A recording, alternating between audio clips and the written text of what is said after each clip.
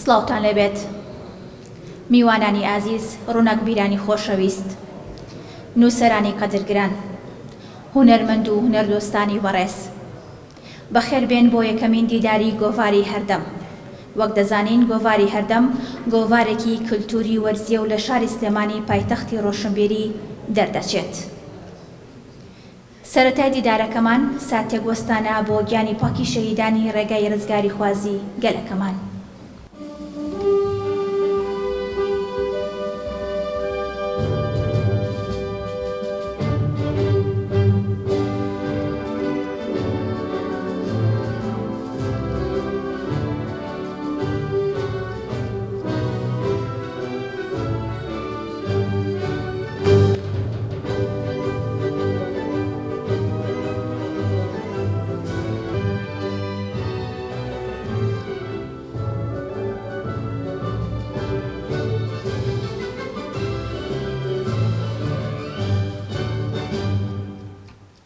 زۆر سوپاس ماندوو نەبن. وتاری یەکەمین دیداری هەردەم لەلایەن خاتوو ژیان جەلال سەرنووسەری گۆڤاری هەردەمەوە پێشکەش دەکرێت. با بەڕێزیان بفەرمێت. ئامادەبوانی بەڕێز میوانانی ئازیز هەموو لایەکتان زۆر بەخێر بێن. خۆشحاڵین کە ئەمڕۆ لەم دیدارە کللتوریە هەموومان لێرەین. وەک چۆن کللتور هەمیشە مینبەر و هەمیشە ئامڕاز و پانتاییەکە، ئەدرەسێکە بۆ لێک نزیکردنەوە و کۆکردنەوە و پێکەوە گرێدان و کۆکردنەوەی جیاوازیەکان. بۆیە ئەمڕۆ لە دیدارەش بە هەمان نەفەس ئەمڕۆ لێرین و بە هەمان عشق و خۆشەویستی بۆ کللتور و گرنگی و باخی کللتور بۆ پرسی نەتەوەی و بەشێک لە شوناسی نەتەوەی هەرگەل و نەتەوەیەک. ئەو کەسانی کە زۆر چوونەتە نێو قوڵای پرسەنەتەوەیەکانەوە زۆر باش درک بۆ دەکەن کە وابەستەی کللتور چەندێکە بە بابەتی نەتەوەی و پرسی نەتەوەیە، چونکە هەمیشە کللتور یەکێکە لە ئامڕازەکان، یەکێکە لە شوناسەکانی هەر گەل و نەتەوەیە کە ئەو گەل و نەتەوەی پێدەناسرێت و جیا دەکرێتەوە لە نەتەوەکانی تر. بۆیە گۆڤاری هەردەم ساڵی پار یەکەمین ژمارەی خۆی لە پاییزی ساڵی 2023 عفون چاپ و بڵاو کردەوە و لە سۆنگەی گرنگی و باخیەم بابەتە و پرسە کللتوریانە هەر جارە و پرسێکی کللتوری دەداتە بەرباس و خاوەن قەڵەم و شیانەکان و خاوەن پسپۆڕێتە جیاوازەکان لەو بوارە بابەت و بەرهەمەکانی خوان دەخەنە ڕۆ. چونکە کللتور پرسێکە پێویستی بە گرنگی پێدان و بایەخ پێدانی زیاترە لەوەی کە هەیە، بەتایبەت بۆ شارێکی زیندوی وەکو سلێمانی کە قوڵای مێژووی هەیە و هەر لەبوونەوە چاوەگی ئەم پرۆژە و هەوڵە معریفی و کللتوری و فەرهەنگیانە بووە. بەتایبەتیش دوای ساڵی 2019 کە لەلایەن ڕێکخراوی جیهانی یونسکۆوە شاری سلێمانی بە شاری داهێنەری ئەدەب ناسێنرا، دووبارە ئەرکی هەمومانی گرانتر کردبەوەی کە پێویست دەکات لە ئاست ئەو ناوە گەورەیەدا بین و هەوڵ و پرۆژە و چالێکیە معریفی و کللتوریەکان لەم شارە زیاتر چڕ بکرێتەوە و ببێتە شوناس و ناسنامەیەکی ئەم شارە. بۆ ئێمەش هەر لەو سۆنگەیەوە مەبەستمانەکە بتوانین کە لێنێ پڕ بکەینەوە، بتوانین خزمەتێکی بچووک پێشکەش بە کللتور و بە شاری خۆشەویستی سلێمانی بکەین. و مەبەستیشمانە تەنها لە هێڵە گشتیەکانی کللتوران نەوەستین، بەڵکو زۆر ورتر زۆر قوڵتر بچینە نێو وردەکاری و ڕەگەزە پێکەنەرەکانی کللتور، هونەری ڕەسەنی کوردی، ئەدەبیاتی بەپێزی کوردی و هەروەها هەموو ڕەگەزەکانی تر، دابوونەریتی کوردی بۆ نەو یادە کوردیەکان، هەموو ئەو وردەکاریانی تر کە هەر یەکیان بۆ خۆیان ئامڕازێکی گرنگی نوێنەرایەتی کللتورین. مەبەستمانە نەک تەنها ئەدەبیاتی کوردی بەڵکو زۆر ورتر بچینە نێو ژانرە ئەدەبیەکانی وەک شاعر، پەخشان، ڕۆمان و هەروەها هونەری میوزیک، هونەری شێوەکاری، هونەری سینەما، هونەری دراما. ئەمانە وەکو ئامڕازێکی گرنگی نوێنەرایەتیکردن، ئامڕازێکی هێزی نەرم کە کاریگەری کللتوری دروست دەکات و سنوور بڕا. چۆن ئەو نەتەوانی کە سیستماتیکن و بەدامەزراوەین لە پاڵ سیاسەتی حکومڕانیانە سیاسەتی کللتوریان هەیە و بەردەوام کار لەسەر بەبڕاندکردنی کللتوری خۆیانەکەن. ئێمەش پێویستمە بە هەمان نەفەسەوە بەرگری لە کللتوری خۆمان بکەین و لە کاڵبوونەوە بیپارێزین. ئەمەش پێویستی بە کار و پرۆژە و چالاکی هەمە جۆر هەیە کە ئەرکی هەموو لایەکمانە لە خزمەت ئەم پرسە گرنگەدا بین. بۆیە گۆڤاری هەردەم وەکو سەکۆیکی کللتوری لە شاری سلێمانی دەیەوێت ببێتە ئامڕازێ بۆ کۆکردنەوەی هەموو قەڵەمە جیاوازەکان، هەموو ئەوانی کە خزمەت پێشکەشەکەن بە جیاوازی هەر ئایدیایەکی سیاسی ناوچەی یاخود هەر ئایدیایەکی ترکە جیاوازی بێت، بەڵام ئێمە لێرە دامەبەسمانە ئەم جیاوازیانە کۆ بکەینەوە و بە ئاڕاستی خزمەتکردن یان ئابەرین. بۆیە ئومێد دەکەین ئێوەی بەڕێزیش ئەم سەکۆی بەستەکەی خۆتان بزانن و زۆر سوپاس و پێزانی نیشمان بۆ ئەو بەڕێزانی کە لەم چوار ژماری کە دەرمان کردووە لەگەڵمانە بوون بە نووسین بە بابەت بە سەرنج بە ڕاوێژ. دووبارە ئومێد دەکەین کە ئەم سەکۆی هەمووان بێ بە جیاوازی، چونکە بابەتی کللتوری بابەتێکە لەسەر و پرسی سیاسی و لەسەر و هەموو پرسەکانی ترەوە و خەمێکی نیشتیمانیە. دەبێت هەمومان لە ئاستی بەرپرسیارەتی دابین و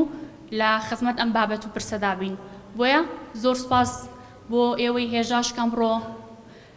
لەم دیدارە بەشدار بوون و هیوای سەرکەوتنتان بۆ خوازین و جارێکی تر زۆر بەخێر بێن سەرسەر و سەرچاوان. زۆر بەڕێز دکتۆر هەڤاڵ ئەبووبەکر پارێزگاری سلێمانی وتارێکمان پێشکەش دەکات با بەڕێزیان بفەرمون.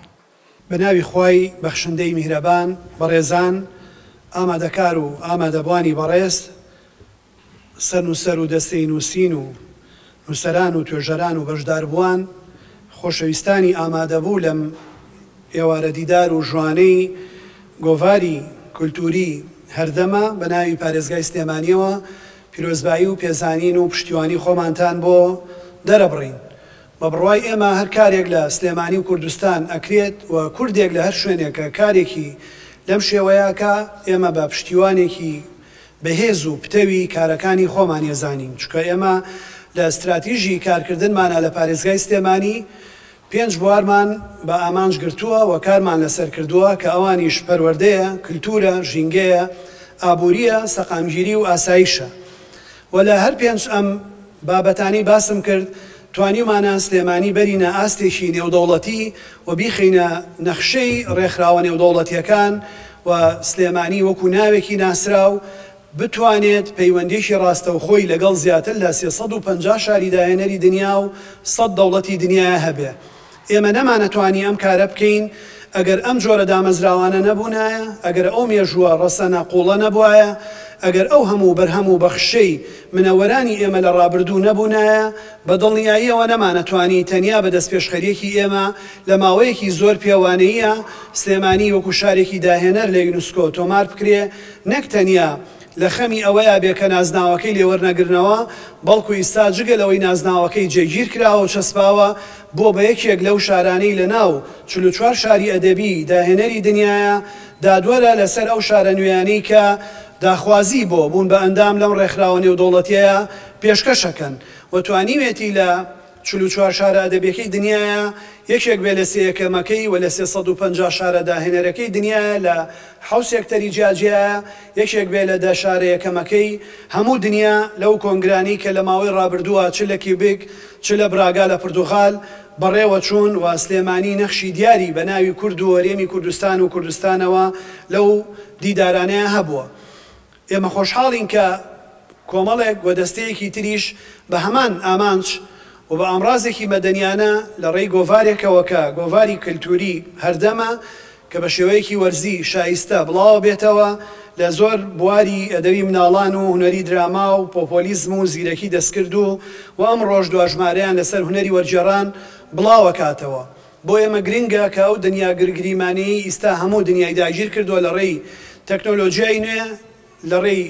تۆڕە کۆمەڵایەتیەکانەوە، لە ڕێی بە دیجیتەڵکردنی ژیانمانەوە، بەڵام لە هەمان کاتا دنیایەکی گریمانەیە هەمومانی سەرقاڵ کردووە. زۆر پێویستمان بەوەیە کە جارێکی تر بگەڕینەوە بۆ بایەخدان بە کتێب، بە گۆڤار، بە ڕۆژنامە، بە چاپکراوەکان، بە دیدارە ڕاستەوخۆکان، نەک تەنیا بە شێوەی ئۆنلاین و لە ڕێی شاشەکان و مۆنیتەرەکە بەردەم مۆنیتەرەکانەوە ئێمە دابنیشین لەگەڵ یەکتریا بدوین. پێویستمان بەوەیە کە جارێکی تر پەیوەندی کۆمەڵایەتی دروستکەینەوە و بەهایەکی گرنگ بۆ کللتور دابنین. بەڕێزان، ئەو شتەی کە کوردی وەکو نەتەوەیەکی زیندوو یەشتۆتەوە بە درێژایی مێژوویەکی دوور و درێژ و قوڵ و بەرز و پان هەوڵی لە ناوبردن و پاکتاوکردن و جینۆسایدکردنی دراوە، بەڵام ئەمڕۆی بە بەراورد بەو دۆخەی لە جیهان ئاگوزەرێ لە زۆر نەتەوەی تر باشترە و بە زیندوێتی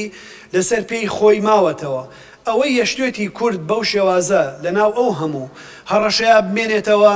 تەنیا یەک شتە، ئەویش ڕەسەنایەتیەکەیەتی. ڕەسەنایەتیەکەشی سەرچاواگرێ لە کللتورەکەیەوە، کللتورەکەشی سەرچاواگرێ لە زمان و ئەدەب و هونەر و فەرهەنگ و بواری داهێنانەکانیەوە. ئەگەر ئێمە ئەو پێشخانەمان نەبوایە و ئەگەر ئەو ژێرخانە پتە و بەهێزەمان نەبوایە، دڵنیاتانەکەمەوە نەتەوەی زۆر لە کورد بەهێزتر هەبووە لە مێژووە، ئاینی زۆر بەهێزتر هەبووە لەوەی کە لەم ناوچانەیە پێڕەوە کرێ، بەڵام ئیستا ئاسەوارێکیان لەسەر ڕووی ئەم زەمینە نەماوەتەوە. بۆیە ئێمە چەند دەست بگرین بە زمان و ئەدەبیاتی خۆمان و هونەرەکانمانەوە، چەند دەست بگرین بە کللتورەکەمانەوە، ئەوەندە ڕەسەنایەتیەکەمان ئەپارێزین و قوڵایی مێژوومان ئەپارێزین. ئێمە ئەبێ شانازی بەوە بکەین کە یەکێکین وەکو کورد و وەکو ئەم ناوچەی ئێمە لە کۆنترین شارستانیەتە بەردەوامەکانی دنیا.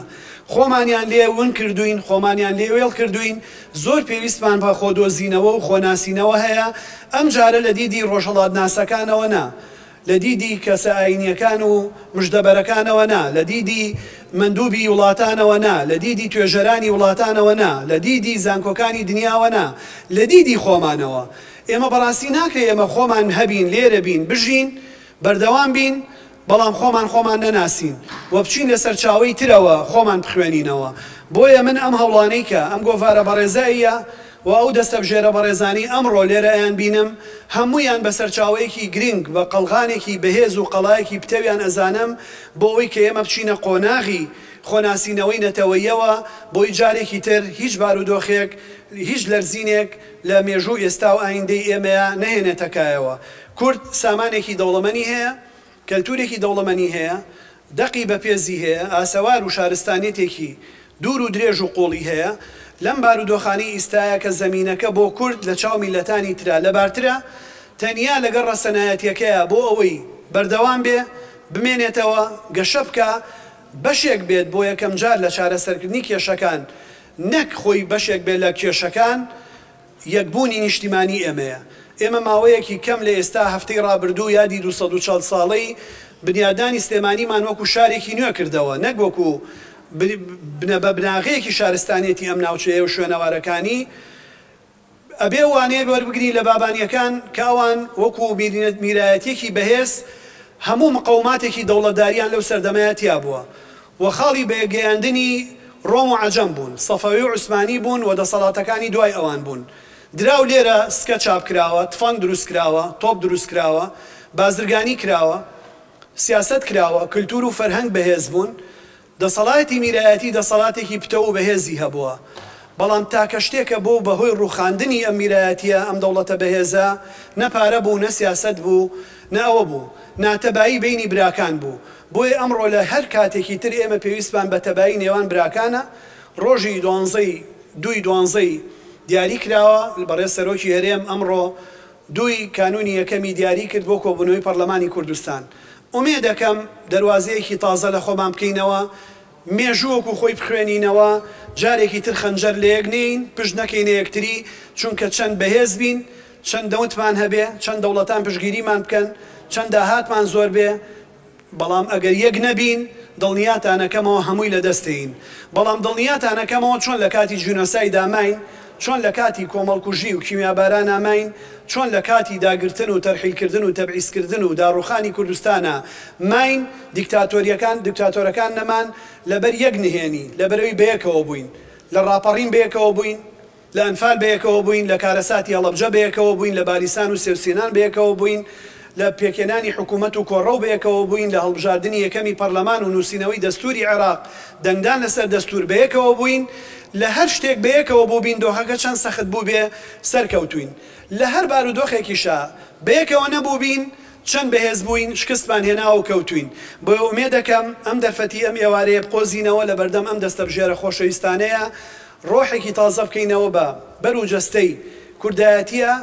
حیزبایەتی و حکومڕانی لە خزمەتی کوردایەتیا بکەین و دۆخی وڵاتەکەمان بەرەو باشتر بەرین، ئێوەی خۆشەویستی شاد و سەربەرز و سەرکەوتوو بن. وتاری بەشی ڕۆشنبیری و ڕاگەیاندنی پارتی دیموکراتی کوردستان لەلایەن زۆر بەڕێز دکتۆر سالار عوسمان پێشکەش دەکرێت، با بەڕێزیان بفەرمونون.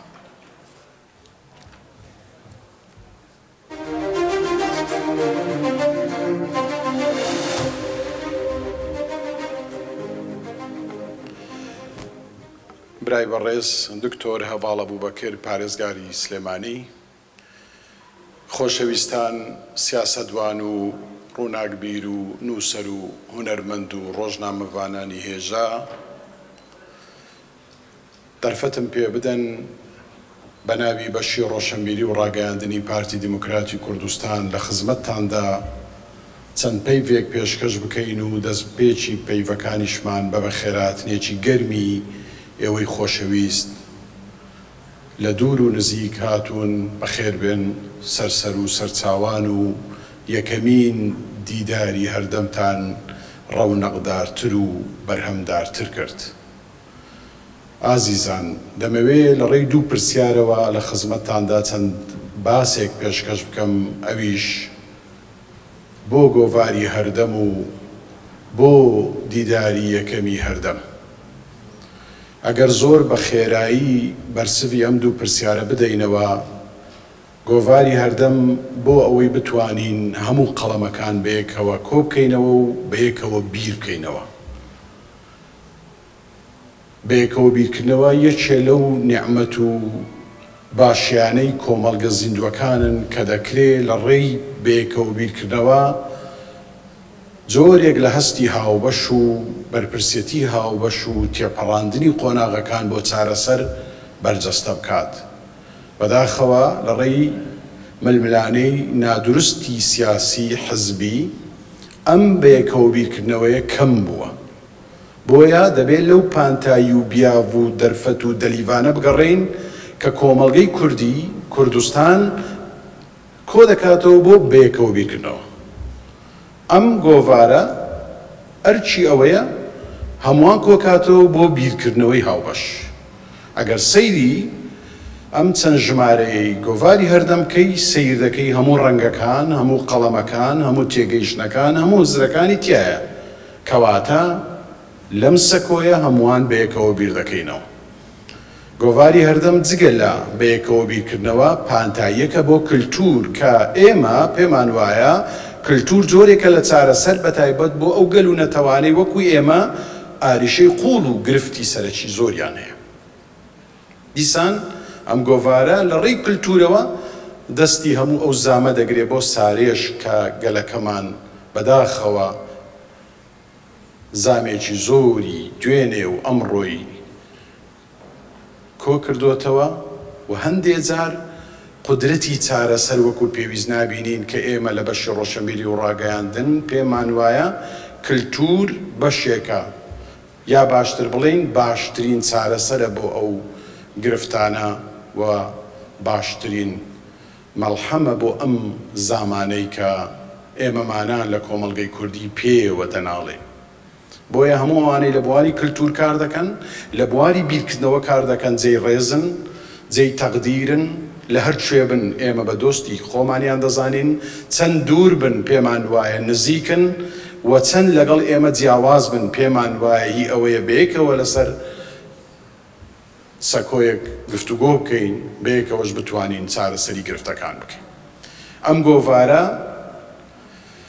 هەردەم بۆ ئەوەیە لە شارێکی گرنگ و کاریگەر و گەورەی وەکو سلێمانی بتوانێت ڕۆڵێکی پۆزتیڤ ببینێ کە ئێمە پێمان وایە سلێمانی و هەموو شارەکانی کوردستان پێویستیان بە پتر ڕۆڵی پۆزتیڤ هەیە. کەواتە ئێمە لە بەردەم بەرپرسێتی گۆڕەپانێکین کە بەشێکی نێگەتیڤە کار کردەوە هەنگاو بزاوی پۆزتیڤ بۆ هەموو کوردستان زەڕورە، بۆ سلێمانیش بە هەمان شێوە. بۆیە ئەم هەردەمە دەستباری خێر لەگەڵ ئەم ڕەوشە دەگرێت بۆ پۆزتیڤی، بۆ بەرهەمداری، بۆ چارەسەر. اینجا بەڕێزان پرسیاری دووەم بۆ دیدار هەردەم. دیداری هەردەم بۆ ئەوەی بتوانین لێرە جیا لە گۆڤارەکە یەکتر ببینین ئەوەی پێی دەڵێن هێزی بینینی فەیس تو فەیس کە زۆر گرینگە و ئەوەی کاک دکتۆر هەڤاڵیش باسی کرد ئەو بوارە کۆمەڵایەتیش جارێککە چارەسەر بکەین کە بەداخەوە سۆشیال میدیا و میدیای ئەلکترۆنی و دیجیتال میدیا و ئەو بوارەی پێی دەگوترێ زیرەکی دەستکرد خەریکە ئەو پەیوەندیە کۆمەڵایەتی و جڤاچانەش بێڕەنگ و کەم ڕەنگ بکە بۆیە ئەم دیدارانە ئەم بینینی ڕوبەڕوانە کارێکی زۆر گرینگە بە ئاراستەی پتەوکردنی ئەو پەیوەندیە کۆمەڵایەتیانەی کە کۆمەڵگەی کوردی زۆر پێوە دەناسرێتەوە و مێژوویەکی ڕەنجین و سنجینی هەیە لەبارەی پرسە کۆمەڵایەتی و پەیوەندی کۆمەڵایەتی و حەنینە کۆمەڵایەتیەکان کە جارێکتر ئێمە لە کۆمەڵگەی کوردی زۆر پێویستمان پێیە. ئەم دیدارە بۆ ئەوی بتوانین هەر جارەی قسە لە مژاری گرنگ بکەین و لە بابەتی گرنگ بکەین. ئەم چوار تایتڵی لێرە ئەیبینن ئەدەبی منداڵان کە ئێمە پێمان وایە بناغەیەکی زۆر گرینگە و بەردێکی زۆر گرینگی بنیادنانی دیواری کوردی و کوردستانیە، دواتریش دراما کە پێمان وایە کۆمەلگا لە خۆی کۆ دەکاتەوە لە ڕێگای ڕەنگەوە و لە ڕێگای بینەرەوە، و دواتریش پۆپۆلیزم کە پێمان وایە سەرێکی تاعونیە و خەریکە کۆمەلگەی سیاسی کوردیەخوا، و دواتریش زیرەکی دەستکرد کە لە بەردەم پرسیاری دەرفەت و لە بەردەم پرسیاری گەورەی ئەوەشمان دادەنێ کە ئایا ئەمە بەتەنیا دەرفەتە یان جۆرێکە لە ئاریشە و گرفت کە ئێستا توێژەرانی دنیا بە تایبەت ئەوروپیەکان قسەی ڕشت و بنەڕەتی و جددی لەبارەی زیرەکی دەستکردەوە دەکەن و پێیان وایە کە کۆمەلگاکان لە دوا ڕۆژدا زیانی زۆر لە زیرەکی دەستکردە بینن. ئەمە بۆ خۆی پرسیارە و ئەبێ ئێمە گفتوگۆی بکەین. ئەم گۆڤارە یەکێ لە ئاڵلقەکانی سەبارەت بە زیرەکی دەستکردە کە پێم وایە هێشتا ڕۆشنبیری کوردی و میدیای کوردی باش نەپرژاوەتە سەر ئەم باسی زیرەکی دەستکردە کە ئەمەش بۆ خۆی دەرفەت و دەرەتانێکە دەکرێت باشتر قسەی لەبارەوە بکەین. ئەڵلقەکانی تریدا دەی گۆڤاری هەردەم قسە لە بابەتی گرنگ دەکا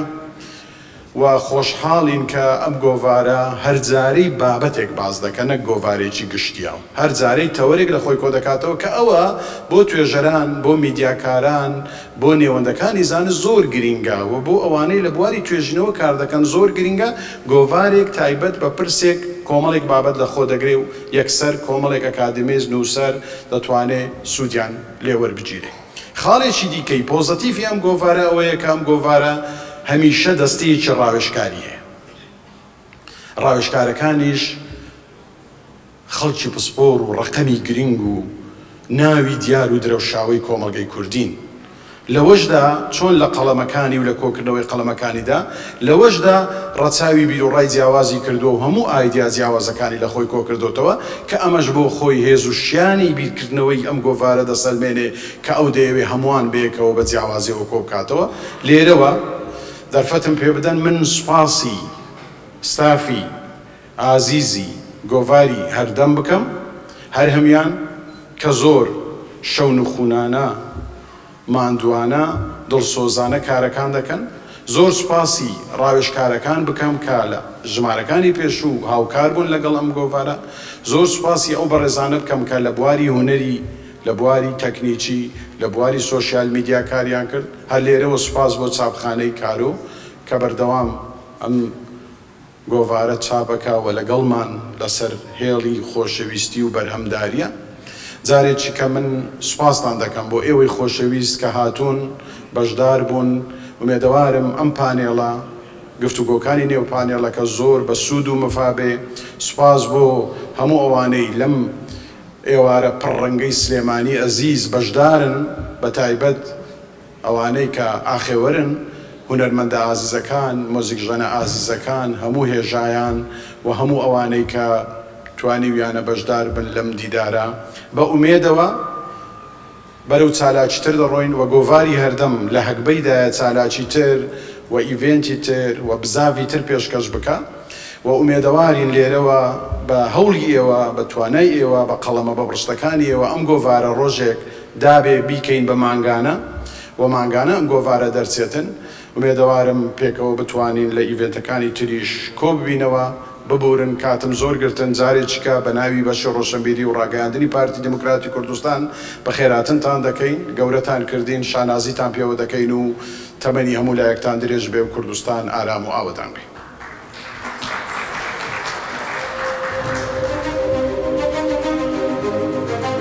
یەک لە بەڕێزان ئەمین محەممەدمان لەگەڵا شاعر و ڕۆمانووس و ئەدەبی مناڵان لە ناوەڕاستی هەشتاکاندا شێعر و چیرۆک دەنووسێت خاوەنی 14 کتێبە لە بواری شێعر و ڕۆمان و چیرۆک و لێکۆڵینەوە لە ساڵی 1990 ئەندامی کارای یەکێتی نووسەرانی کوردە بەڕێوەبەری نووسینی گۆڤاری کورجنیەسی تایبەت بە مناڵانە ئەندامی باڵای گۆڤاری هەڵمەتە لە ئێستادا بەرپرسی بەشی ئەدەبیاتی منداڵانە لە لقی سلێمانی یەکێتی نووسەرانی کوردستان بەخێر بێ مامۆستا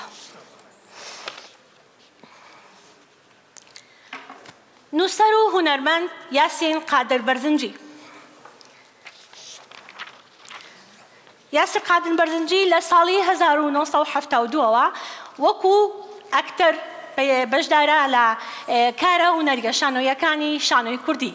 خاوەنی چەندین کاری دراما و نووسین و نواندنە لە بواری دراما و سینەمادا خاوەنی 24 کتێبی بڵاوکراوەیە و ماوەی چەند ساڵێک بەڕێوەبەری کتێبخانەی سلێمانی بووە مامۆستا یاسین بەخێر بیت بەخێر بیت کاک یاسین بەخێر بیت سەرچاو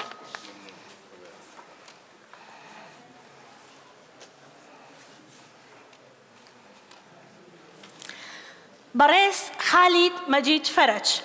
لە شاری سلێمانی لەدایک بووە و لە ساڵی 1976 تا 1970 دەچێتە زانکۆی بەغدا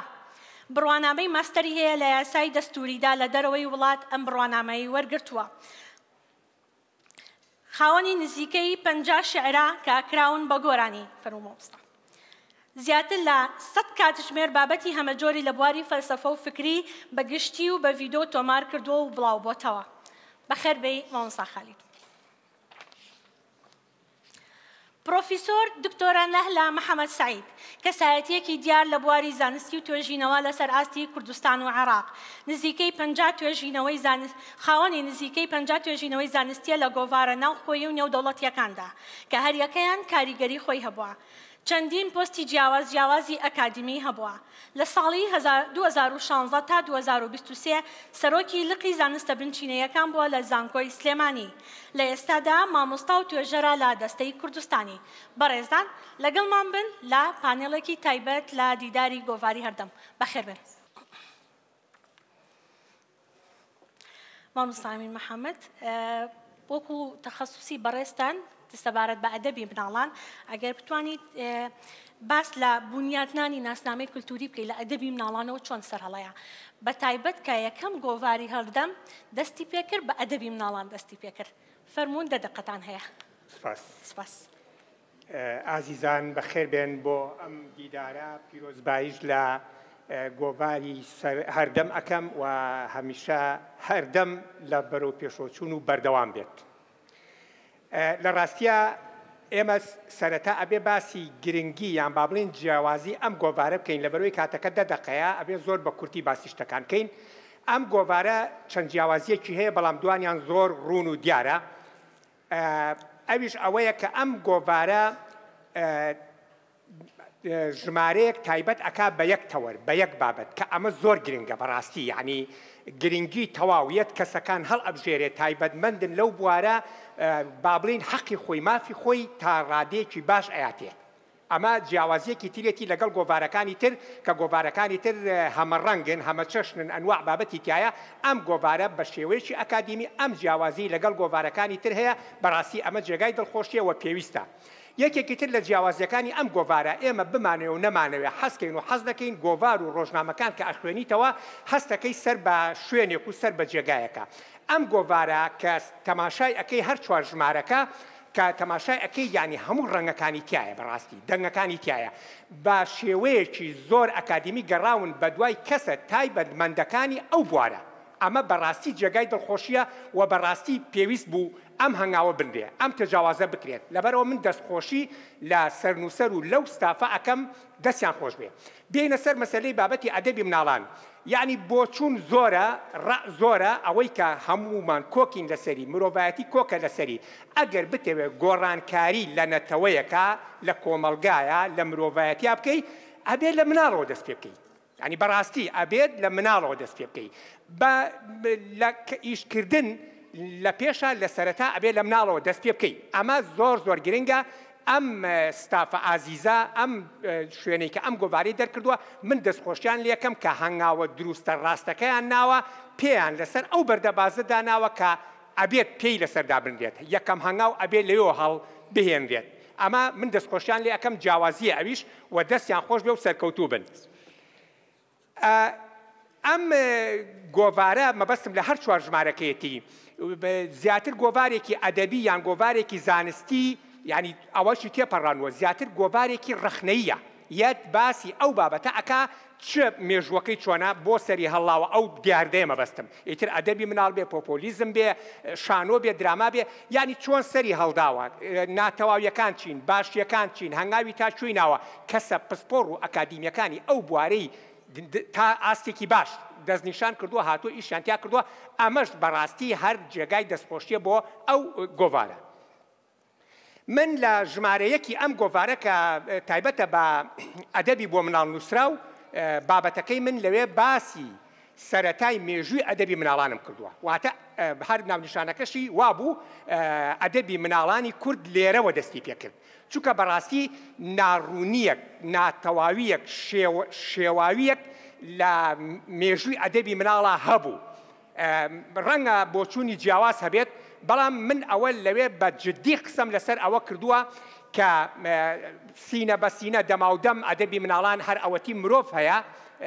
کە مناڵ لەدایک بووە دایک لەگەڵ مناڵەکەی دواندوێت و قسەی کردووە ئەمە جۆرێکە لە ئەدەبی مناڵ بەڵام ئەدەبی بۆ مناڵ نووسراو کە سەرجەم یان با بڵێین مەرجە تەواوەکانی ئەدەبی مناڵی تیابێت بەڕاستی مێژوەکەی ناگەڕێتەوە بۆ نێوبەهاری بچووکان و بۆ ئەحمەدی شێخ مارفی نۆدێ چونکە ئەو دوانە فەرهەنگن فەرهەنگیش لای بەڕێستان ڕوون و ئاشکرایە زانستە عیلمە ڕەنگە ئەدەب نەبێت یعنی ڕاستە بابەتەکە لێ بە قافیە نووسراوە بە شێعر نووسراوە بەڵام گرنگی و جیاوازیەکە لەوایە سەرجەم مەرجەکانی ئەدەبی بۆ مناڵ نووسراویتیانە یعنی سەرەتایە دەستپێکردنە هەنگاوە بەڵام سەرجەم مەرجەکانی ئەدەبی مناڵانی تیا ڕەچاو نەکراوە بەڵام هەنگاوێکی باش بووە لە دوای ئەوە من لەوێش باسم کردووە لە یەکەم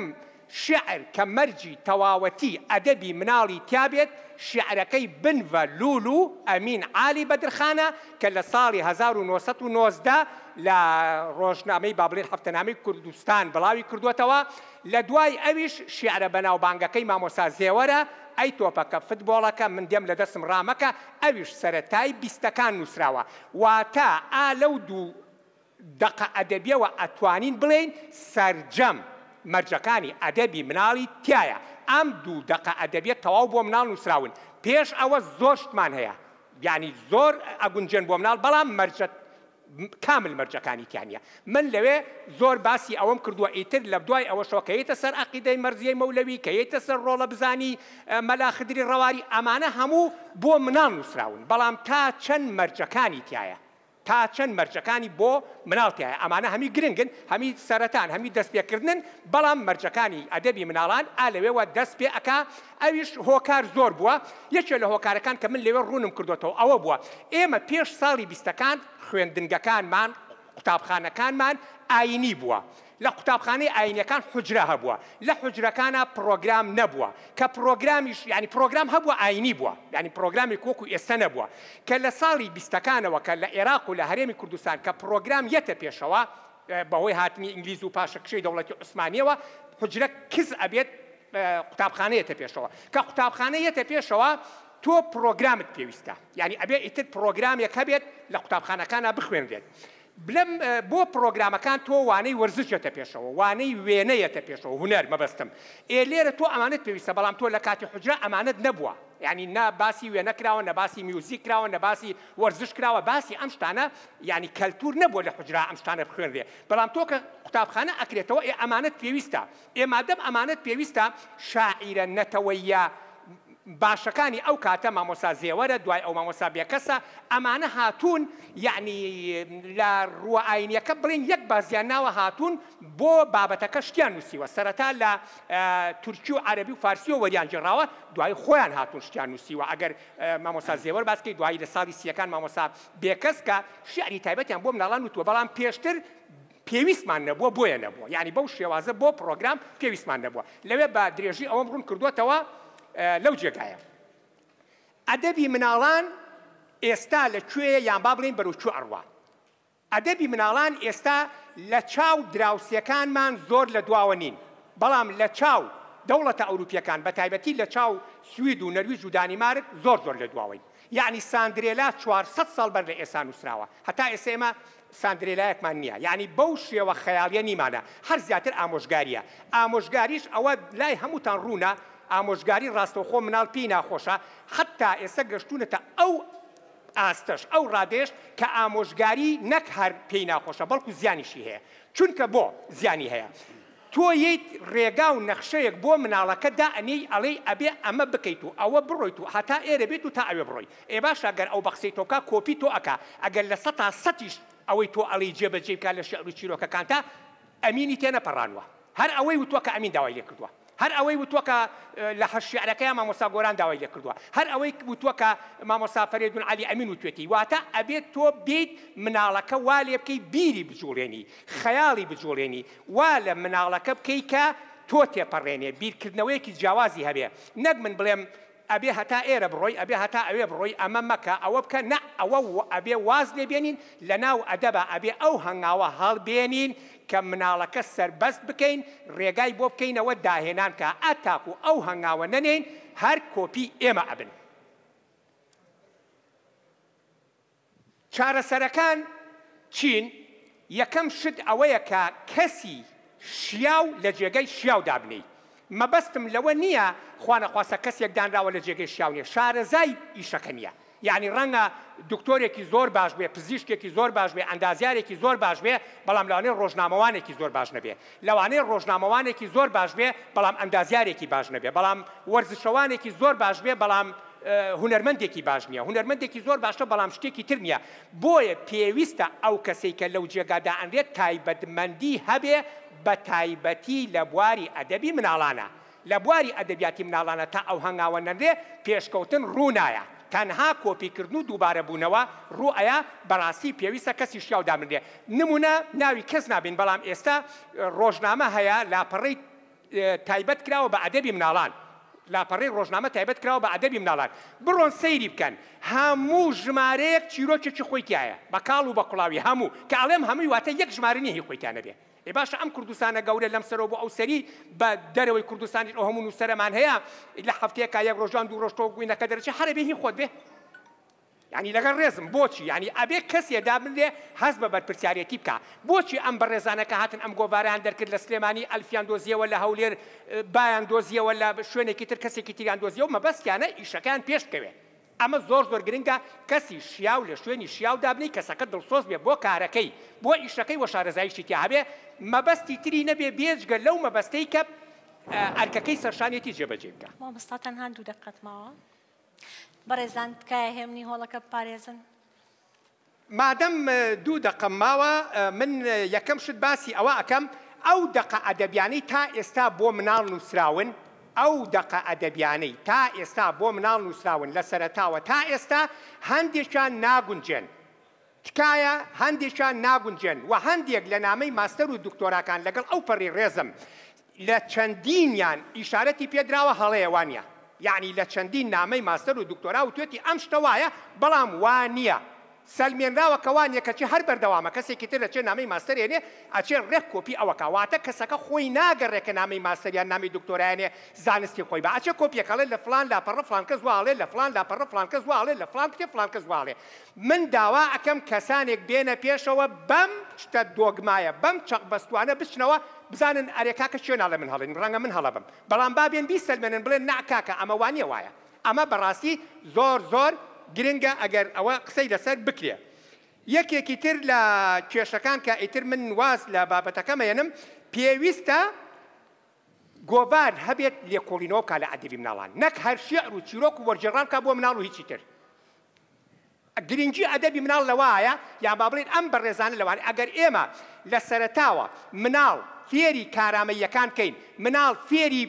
بەهاکان کەین ڕەنگە پۆپۆلیس دەرنەچێت کە ژماری دووەمی ئەم گۆڤارە بە ڕێزە باسی پۆپۆلیسیەکە ئەگەر لە ئەدەبی مناڵانە جێگا بۆ ئەمە بکرێتەوە ئەندام پەرلەمانێکی بەتوانە ئەبێت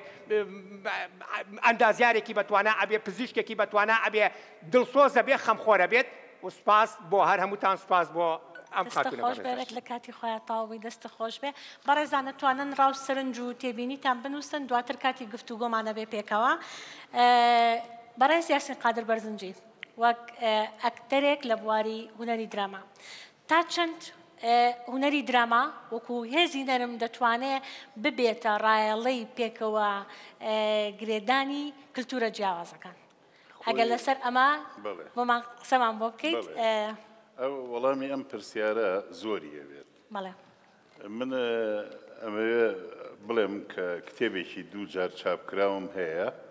بە ناوی هونەری دراما و ڕامانێک لە درامای کوردی دووەمین چاپی ئەم ساڵ کرا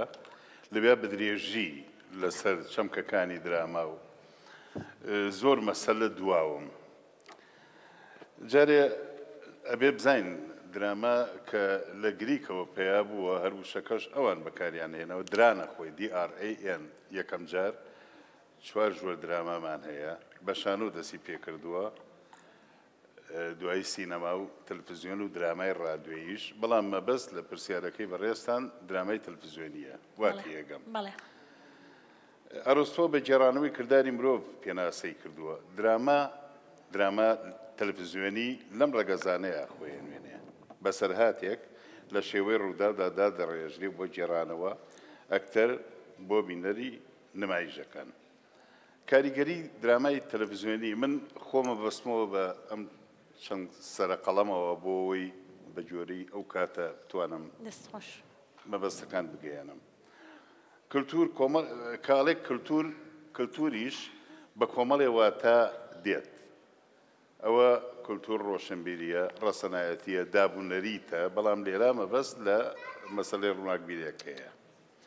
کۆمەڵی زانێری و معریفەیە لەگەڵ پێشاتی ڕۆژگاردا دێنەدی کللتورە جیاوازەکان لە خزمەتی پێکەوە ژیانی ئاشتیانە و ڕێزگرتنی بەرامبەردان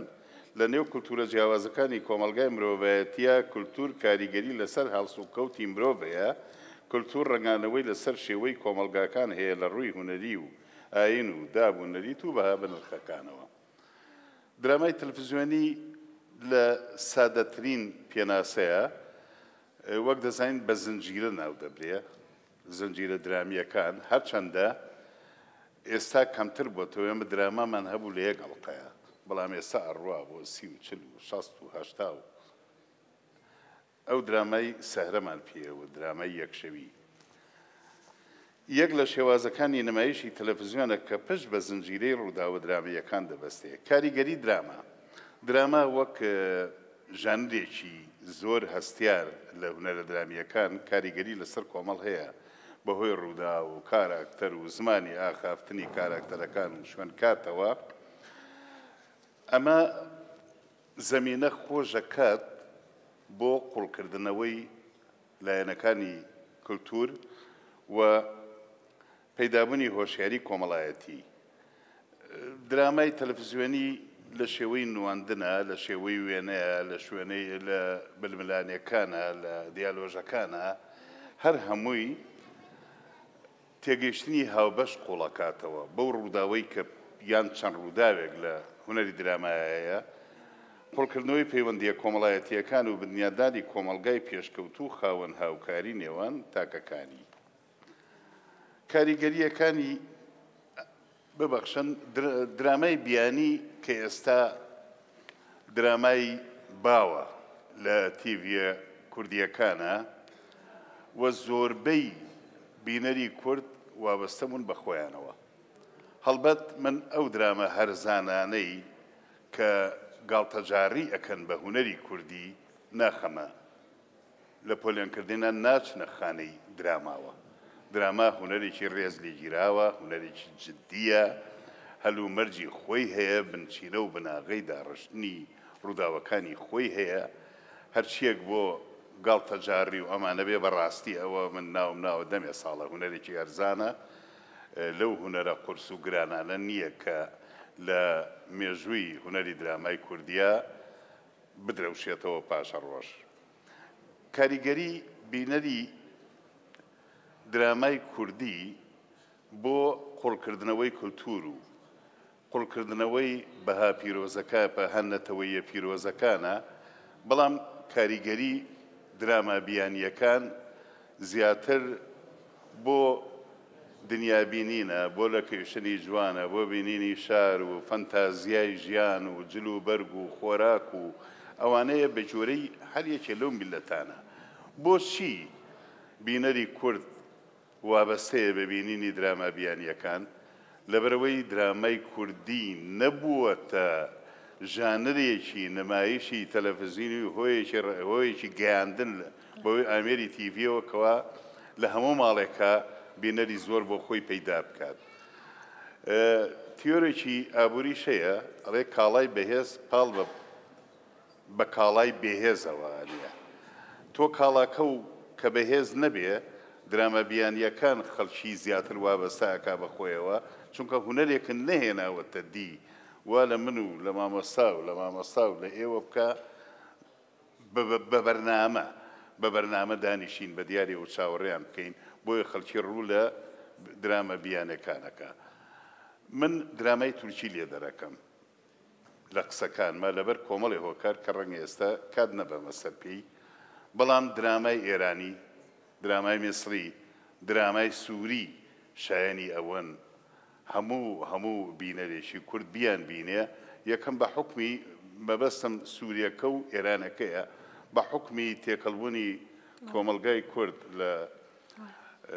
ڕۆژهەڵاتی کوردستان و ڕۆژاوای کوردستان لەگەڵ ئەو دوونەتەوەیە سووریا و ئێران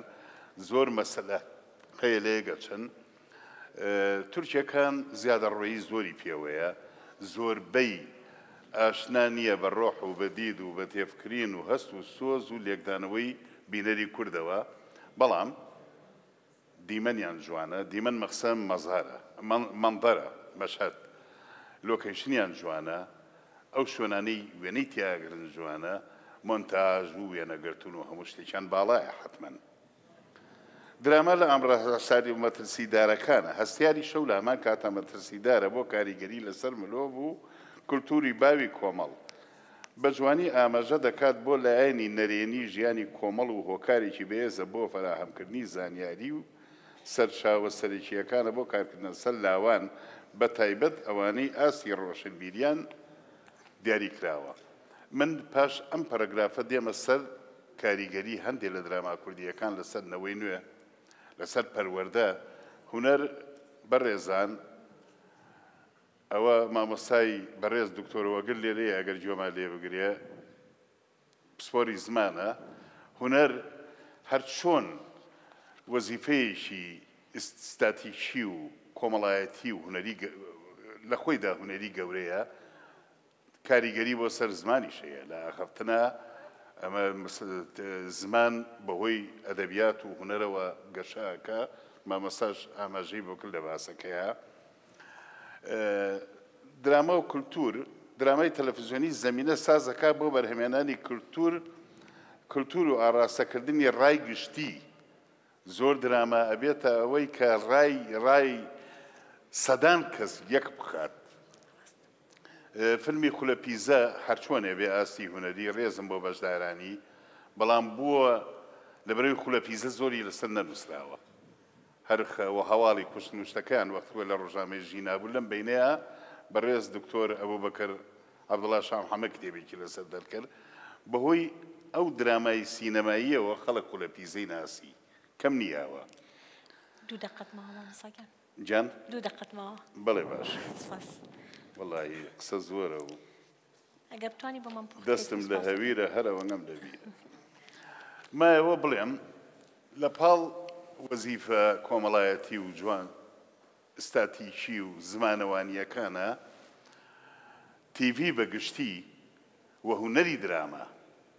درامای تیڤی کاریگەریەکی زۆری هەیە لە پەروەردەکردنە، بە تایبەت پەروەردەکردنی مناڵ لە قوڵکردنەوەی مەسەلەکانی یەکسانی، مەسەلەکانی ئازادی، نەیەشتنی زوڵم و زۆر و چەوسانەوەی مرۆڤ لەلایەن مرۆڤەوە بەگشتی بەهای زۆر جوان ئەخاتە بەرچاوی بینەر و لێکدانەوەیان و چونکە وێنە و جوڵان و مۆزیکی لەگەڵایە دیمەنی لەگەڵایە لۆکەیشنی جوانیان هەیە زۆر جار کاریگەری درامایەک لە ڕۆمانێک زیاترە لەگەڵ جیاوازی بەڕاستی ڕۆمانەوە لووتکەی داهێنانی ئەدەبیاتە لە هەموو دنیاە لە درامای کوردیە زۆر جار حساب بۆ ئەوە نەکراوە کە ئەمە خێزان داهانیشێ ژەن داهانیشێ من لەم شەوانەیە بڕوان پێ بکەن لە هەر لە مۆبایلەکەمە سەیری ئیشێکم کرد پەرژینێکی قایم بێ لە ڕووتانە یادی بەخێرە و هونەرمەندە نەماوە سێ چوار جار لە 2 دقەیە وشەی سەگبابی بەکارێنە هەتیوی بەکارێنە لە درامای خولە چەقماقەیە چەند شتێ بۆ بە ئیدیۆم لە ناو خەڵکە ئەرێ و چەترە بۆ کەوت هەر خۆی کەوت ئەڵێ هەر چەترەکە ئێستا هەر چێ بکەوێڵێ هەراوە هەر چەترەکە یان ئەی من نەموت خولە چەقماقەنیم وەڵی ئێوە بە زۆرتان منتان کرد بە خولە چەق کاکە من خولە چەقمە لە بڕۆ لە بازاڕی بیستی و زۆر مەسەلەی تر کاریگەری هەبووە بەڵام ئەبێ ئەکتەرێک لە درامایەکە من دەورێکی سەرەکی مەبوو ئەویش دەورێکی سەرەکی یادی بەخێر بێ مامۆسایەکی خاوەن بەخشش بوو ئاگامان لە یەک نییە دیمەنمان جیایە قسەی پێمەوت قسەی بە شخصیەتەکەی منەوت ئێچوون وتم مامۆستا تۆ 40 ساڵ مامۆستا بووی 40 ساڵە هونەریژەکەی نازانی ئەم زاراوانە چەند خراپە تم خۆسبێنێ دیمەنم هەیە من وێنەگەرتنمێ ئەتوانم دا ئەو نەژنێ بەم بەڵام من نایم من لە وەزیفەی هونەر و دراما باش تێگەیشتوم بەداخەوە جەنابەت تێ نەگەیشتووی هیوادارم ڕەچاویەوانە بکرێ و دراماکاران بیر لە داهێنان بکەنەوە کۆمپانیانەی تەرخانن بۆ درامای کوردی دەستگیرۆیی بکرێن و وەزارەتی ڕۆشنبیریش چۆن پارەی تەقشان و پەخشانە کرد لە زۆر دراما و فیلمی سینەماییە هاوڕێمان دکتۆر سالار لێرەیە ئەو زیاتر ئاگاداریەوانە بۆ حتمەن کاک دکتۆر هەواڵیش زۆر نزیکە لەو مەسەلەی وەبەرهێنانەوە بەرهەمێنانەوە ئەو تەخشان و پەخشان نەیاڵن و بە پارەی حکوومەتی هەرێم لە پێناوی هونەری جوانی کوردیا سەرف کرێ سوپاس بۆ گوێگرتنتان دەست خۆشمەوە ساگە بەڕێز کاک خالید ئەتوانی پێمان بڵێ دەدەقەت هەیە بۆ قسەکردن لەسەر پۆپۆلیزم وەک ئایدۆلۆژیای ستایلێکی نەرێنی کولتوری لە ماوەی دەدەقەیە ئەگەر لەسەر ئەم تەوەرە قسەمان بۆ بکەیت ئێمە سوپاس دەکەین باشە سوپاس دەکەم سوپاسی ئەم بەڕێزانەکەم ئەو دەرفەتەی کە گۆڤاری هەردەم ڕەخسانی بۆمان پێش پۆپۆلیزمە باسی سەردەمی ئەفلاتۆن بکەم پێش ئەویشکە لە ئەسینا دیموکراسی بوو یعنی شارنازیان بەوا کرد کە مێرگێکی دیموکراسی لە ناو هەموو ئەو جیهانی کە پێڵن جیهانی کۆن ئەوروپا کەس بە قەرەوان بڵین داوتۆ تەجروبەی نەبووە ممارەسەی نەبووە لە شاری ئەسینا ئەسپارتەکانیان داگیریانەکەن بەعنی ئەڵێن بە زەربەیەک لیانەیە کۆتاییان پێێن ئەفلاتۆن ڕۆحێکی ئەڵێمە ئەگەر حکمی عوام ینی عوام حکم بکە ئاوای لێت وڵات لەبەرەوە ئەفلاتۆن زدی ئەوە بوو کەوا ئەوام حکم کە باوەڕی بەوە بوو یعنی باوەڕ بە دیموکراسی نەبوو بە هیچ جۆرێک باوەڕی بەوە بوو کەوا حەکیمەکانیان فەیلسوفەکان حکمی وڵات بکەن چونکە ئەوانە مەسلحەتی ئەو خەڵکە باشتر دەزان خەڵکەکە مەسلحەتی خۆی ناچووکە لە ڕووی خوێنەواریەوە لە ڕووی سەقافەتەوە لە ڕووی ممارەسەی ژیانی سیاسی ئەوانەوە خەڵکەکە ئەو تەجربەیان نییە ئەڵێ 2000 ساڵ دیموکراسیەت وەستا لە سەردەمی ئەفلاتۆن تاکو دواتر لە سەردەمی ڕێنیسانسنا لە دوای سەردەمی ڕۆشنگەریەوە دوای ئەوەی کەوا دەوڵەت لە دەوڵەتی لاهوتیەوە لە حکمی مطلقەوە هاتە سەرەوەی کە پاشا یان ئەو کەسێکە حکومەکە بە پێی دەستور حکمکە بە پێی ئەوەی کەوا گرێبەستی کۆمەڵایەتی جۆن لۆک و یان هۆبز و پێشەوانەوە بە هۆبز گرێبەست نەبوو هۆبز حکمی مطلق بوو دوایەوە جۆن لۆک یان لەگەڵ جان جاک ڕۆسۆ عەفوو بێنە سەر پۆپۆلیزم پۆپۆلیزم شتێک لە خواردتر ئەو ینی حکمی خەڵکە خەڵکی عەوامە ئەڵێ گوزارشێکە کە گوزارشتە لە ئایدۆلۆژیایە کە تەقدیسی گەلەکە تقديسي قالك ودجي نخبة ما بس نخبة لرا أو أنا نخبة شيء كاد ده صلاة دار بيا نخبة دجي أو نخبة لزانك دجي أو نخبة كزانستا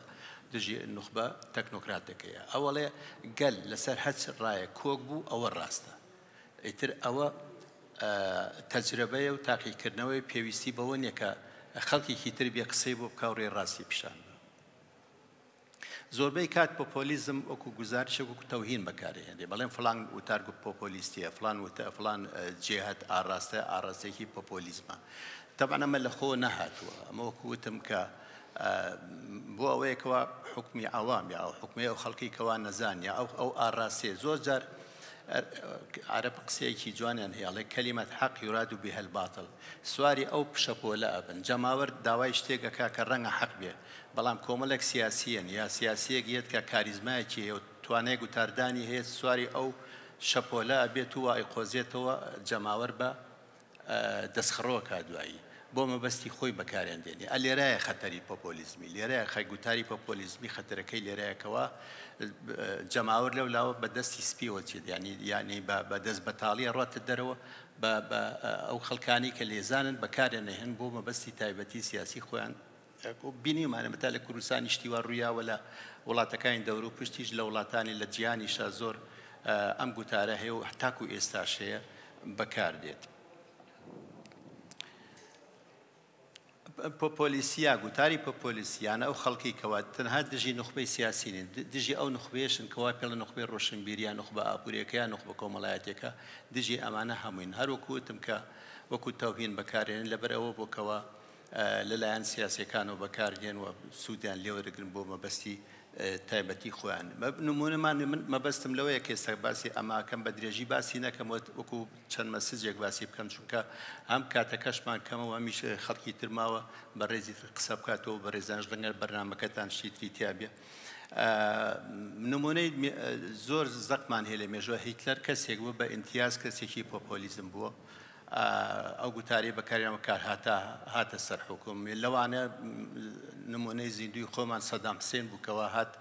گوتاری نەتەواتی دوای نەکسەی حوزەیران وەکو خۆیانەیە بە نشکانی وڵاتە عەرەبیەکان شکانی گوتاری قەومی لەیان جەمال عەبدولناسرەوە کە تێکشکە ئەمان هاتن وتیان بێمە بە جۆرێکی تر زیندویەکەینەوە هەست و نەستی ئەو خەڵکیان سوود لێوەرگرتە و حیزبی بەعزە و کارە ساتی دواتر هێنا بەسەر عێراقەکە جەمال عەبدولناسر خۆشی کەسێکی پۆپۆلیزمی بوو کە کاتێک کەشکا لە شەڕی حوزەیرانە شەڕی شەش ڕۆژەکە بەناوبانگە گوتارێکی زۆر حەماسیەوە هەست بزوێنی بۆ خەڵکەکە داوە خەڵکەکە دەستیان کرد بە گریان یعنی لە هیچ شوێنێکی دنیا نەبوو کە وڵاتەکە بشکێونیوەی سینا هەمووی داگیر کرا بە شتێکی زۆری میسر داگیر کراوە هێزەکانی ئیسرائیل خەریب و قاهیرەیان داگیرەکرا ئەگەر ئاگربەست نەبووایە هەموو گەلی میسر وتیانمە بە قوربانی جەمال عەبدولناسر بین و لەگەڵتان بە ڕۆح و بەجان و بەهین یعنی ئەم گوتارە پۆپۆلیستیانە ینی سۆز و هەستی خەڵک بەکارێنێ بۆ ئەوەی کەوا دواترەوە بۆ جەمال عەبدولناسر لە ئیستیقالەکەی یا دەست لە کارکێشانەکەی پەشیمان بۆ بەردەوام بوو لە حکوم تاکو مرد پۆپۆلیزم دوو جۆری هەیە ڕاستڕەوی هەیە و چەپڕەوی هەیە چەپڕەوەکان ئەوە بوو کە لە ئەمریکای لاتینی لە سیەکانەوە دروست بوو بۆ هۆی گەندەڵی و ئەوانەوە هەروەها لە ئەفریقا و ئاسیاش لە دوای جەنگی جیهانی دووهەمەوە گوتاری پۆپۆلیزمی دروست بووە تا سوود وەرگرتن لە حەماسی جەماوەر و لەو گەندەڵی کە لەناو ئیدارە و لەناو سیاسەتدا هەیە بە شێوەی کۆدێتە لە جیهانی سێهەمە لە ئەفریقا و ئاسیا هاتنە سەر حکومە ئێستا ژوکوتم بەردەوامە لە دوای جەنگی جیهانی دووهەم ئەو ئاراستەیە زۆر بوو بە مۆدێل ینی بوو بە کللتور لە فەرەنسا ئێستا نەتەوەیەکان ئەنجان ماری لەوبانیانە ئەوە سەرکردی حیزبێکی ڕاستڕەوە وەڕەها لە ئەمریکاش ترامپ ینی کەسێکە لەو کەسانی کە مەشهور بووی کە گوتاری پۆپۆلیزمی بەکارێنێ بۆی کەوا بێتە طبعا ترامپیش کەسێکە لە محافظکارەکان و حیزبی جەمهوریەوە بەڕاستڕەوە سێ بکرێت و ئەوانە ئەمە لە ڕووی سیاسیەوە ئەو خۆی ینی گوتاری پۆپۆلیزمی بەڕێزان خۆی لە ئەساسەوە ئەساسێکی سیاسی هەیە دواتر پەڕێوتەوە بۆ بوارە کایە ڕۆشنبیریەکە ئێستا کایە ڕۆشنبیریەکە مە هەمومان دەزانین گوتاری پۆپۆلیزمی وا ئەکا سەقافەتی شەفەوی بچەسپێ لە ناو کۆمەلگایە بۆ نمونە ئێستا خەڵک ئێمە خۆمان نمونەی زیندومانێ سەری ئەو زنجیرەکانی تەلەڤیزیۆنەکان بکەن حتا سەبتایتڵ تایتڵەکەی ژێرەوەی نانووسرێ دۆبلاجەکرێ خەڵک تااقەتی ئەوەی نەماوە بخوێنێتەوە ئەمە خەڵکی تەمەڵ کردووە ئەم گوتارە پۆپۆلیزمێ وای لە هونەر کردووە دابەزێ وای لە ئەکتەر کردووە دابەزێ بۆچی بەهۆی تەکنۆلۆژیاوە ئێستا تۆ توانی وێنە بگری ئەتوانی مۆسیقا دروست بکەی ئەتوانی گۆرانی بڵێ هەموو ئاستەکان هاتوۆتە خوارەوە ڕیکلامەکان کە لە تەلەڤیزیۆنەکان ئەکرێ ئێمە باشترە نمونەی خۆمان بێنەوە سەری کە ڕیکلامەکان واکە غەریزەی خەڵک جوڵێنێت تۆ لە شەیەکە تەماشاکەی ڕیکلام بۆ 3 جۆر 4 جۆر برنجەکە 3 جۆر برنجەکە لە یەک تەلەڤیزیۆنەوە هەموو شێڵەمە باشترین برنجە شتێکی ترمان هەیە پێم وابێ کەم کەس هەستی بەوە کردبێکە ئێستا خواردنە کوردیە کولتوریەکان زین و کراونەتەوە بۆ نمونە برنج لە سەردار کفتە نازانم چی بەڕیک ئەمەش کەڵچەرێک یان سیاسەتێکی پۆپۆلیزمیە بۆ ئەوەی کەوە ئەمانە برێن لە مەتەمەکانە پرێشن جاران خەڵک ئەگەر پەڵپێنەی هەبووە ناچوو بۆ ماڵەوە ئێستا زۆر بەخۆشی شەوقا چێ لە مەتام پەڵپی ناخوا یا ساوەرەخوا یا نانی تیری ئەوە ڕۆژە لە ماڵێ مە نای تیری بکرێ منە ڕۆمە دەروتر نامە ماڵەوە ئێستا ئەڵاچێ دەستەوارەیەک نای تیری بەردەستەوەی لە هینەکانی کڕێ لای خەجی خانم تەبعان ڕێزمان هەیە بۆی ئەیگرێ بەدەستێوێنێتەوە زۆر بە شانازیەوە سەقافەت بەڕێزان لە 2 دقەت ماوە ئەگەر چەند دقە 2 دقە بەڵێ عەفو فەرموو یعنی ئەو سەقافەتای پۆپۆلیزمی بەڕێزان هەموو شتەکانی هێناوەتە خوارەوە کارکردن بۆ ئەوە ئەبێ نوخبە بیکە نوخبە خۆی دوور نەخاتەوە نوخبەی ئەدەبی بێ نوخبەی هونەری بێ سیاسیەکان حیزبە سیاسیەکان بەڕێزان ئەرکێکی زۆر گەوریان لەسەر بە تایبەتی لە کوردستان ڕۆشنبیرە ڕاستەقینەکان فەرامۆژ نەکەن و ڕێگەیان پێبن من گۆڤاری هەردەم من لە بەلجیکا ئاژیم دەمێکە ڕۆشتم بۆ تاراوگە تقریبان 27 ساڵە من خۆیان پەیوەندیان پێوەکردم بەڕاستی من نەمەناسی وتیان ئەتوانین سوود وەربگرین لە تۆ تەمانەگە سوودێکی کەم بە تەواضع ئەڵێم وتم باشە زۆرم پێخۆشە چونکە مەسەلەی فکری ناو کووردا بەڕێزان زۆر کەمە تاکو ئێستاش عنوانی سەقافەی کوردی شیعرە ئێمە تاکو ئێستا لە سەردەمی پێش ئیسلامەکەیان و ناونیشانی سەقافەتی عەرەبی شیعرە یان دیوانی عەرەب شیعرە تاکو ئێستا شیعرە فکر زۆر گرنگە گۆڤاری هەردەم من بەرزەی نرخێنم دەستخۆشیان لێکەم لەو بەڕێزانەکە توانیوانە ئەم نوع خەڵکە بە مختلفی مەشاری بۆ مختلفی بیر و ڕاک کۆبکەنەوە لەو گۆڤارەیە و کە بتوانن مەسەلە فکرەکان لەوێ بوروژێنن جارێکتر سوپاسی هەموو لایەکەکەم سوپاسی ڕۆژەکەم دەست خۆش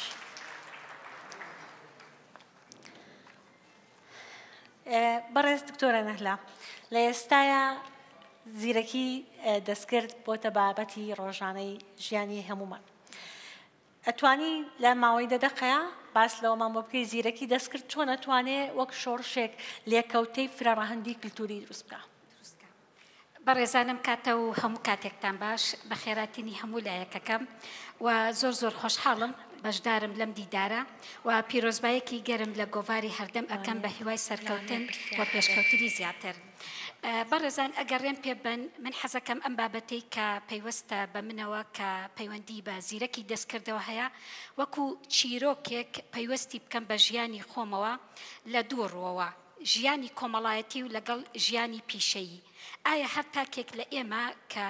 زاراوەی زیرەکی دەستکرد دەبیستینەوە بۆ لی دەترسین بۆ ئیمڕۆ لی ئەترسین ئای خودی خۆی زیرەکی دەستکرد دەبێت چی بێ کەوا وای کردووە ئەو ترس و دڵڕاوکەی لە ناومانە دروست کردووە.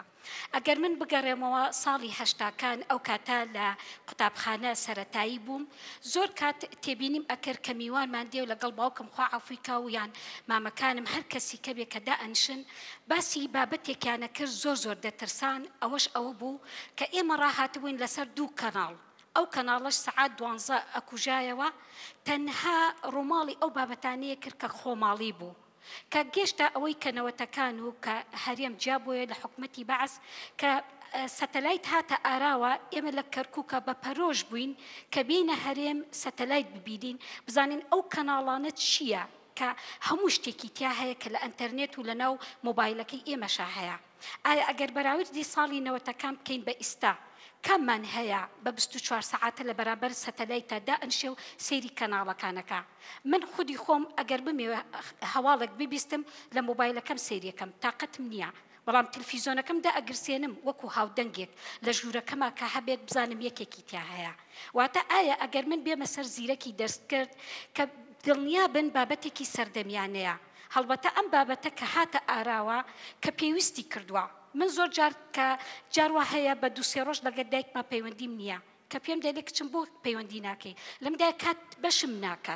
بەشم ناکە ئەو 24 ساعتی کە شەو ڕۆژە خۆزگە 48 ساعت وایە ئایا ئەگەر زیرەکی دەستکرد هاتبێت کە بە کلیکێک من ئەتوانم 100 لاپەڕەت بۆ تەرجمە بکەم لەوانەیە بە هەفتە و بە مانگ بیدەمە بەڕێزی هەتا بۆم تەرجمە بکە چۆن بۆم تەرجمە بکات واتە لەم ڕوانگەوە من کە دێمە سەر ئێستا باسی زیرەکی دەستکرد یەکەم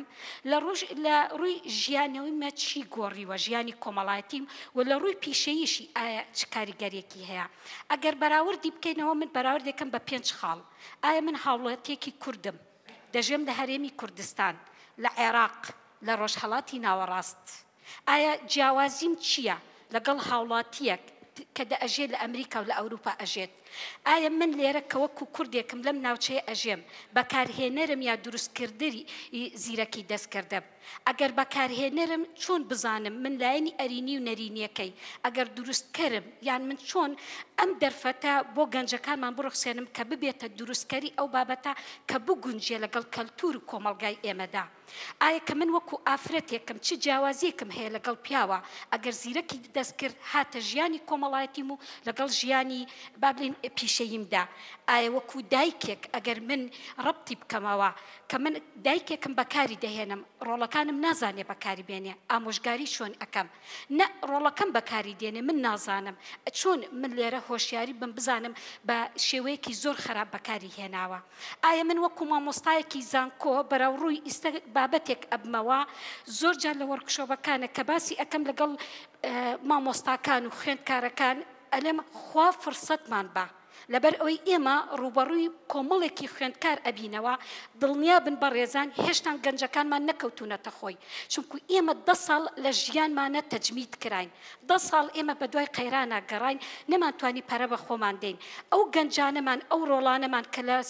لە ئەبتیدایی بوونیا متۆسەیە ئەبتیدایی نووسون بەڵام کە کاتێک خەبەریان بێتەوە کە من وەکو دایکێک وەکو مامۆستایەکی زانکۆ فریای خۆم نەکەوم ناتوانم فریای بکەوم نمونەیەکی بەسیط لە ژیانی خۆما کە دەهێنمەوە من ئێستا سوپاس بۆخوا لە 2021 پرۆفیسۆرم بەڵام باسی بابەتێکتان لەگەڵاکەم ئەو کاتە پرۆفیسۆری یاریدەدەر بووم کە شەهادەکەم پرۆفیسۆری یاریدەدەر کوڕەکەم 5 ئیبتیدایی بوو سوپاس بۆخوا ئێستا پۆلی 12 ڕۆژێک ئاوها دانیشت بووم بۆ من 2 دەوامم هەیە کە کاتێک گەڕامەوە ئەمەوە بۆ ڕۆژ دوایی بابەتەکەم حازرکەم بۆ خوێندکاران دەرسم هەیە ساعت 8:30 کە کۆمپیوتەرەکەم دەکەمەوە کۆمپیوتەرم ئیش ناکات ئەم سەر ئەو سەر خوای چی بکەم زستانە بەچێ بڵێم لە جیاتی من وانەکە بلێتەوە هەتا فریان بکەوێت سیرم کرد ئەم کوڕم دەور خولمەدا دایە بم بەرێ دایە بم دەرێ نم ئەدا پێی لەبەروی متمانم پێ نەبوو ئەو مناڵە چی لە کۆمپیوتەرەکەی منەکە تەسلیم بووم وتم خوایە من سەعات و نیوە بەرامبەر تقریبا 60-70 خوێندکار چی بڵێم کە خوێندکار جۆ لە دەمم ڕناگرێت بەڵکو سێری وێنەکە ئەکا بزانێت چ بابەتێکی هەیە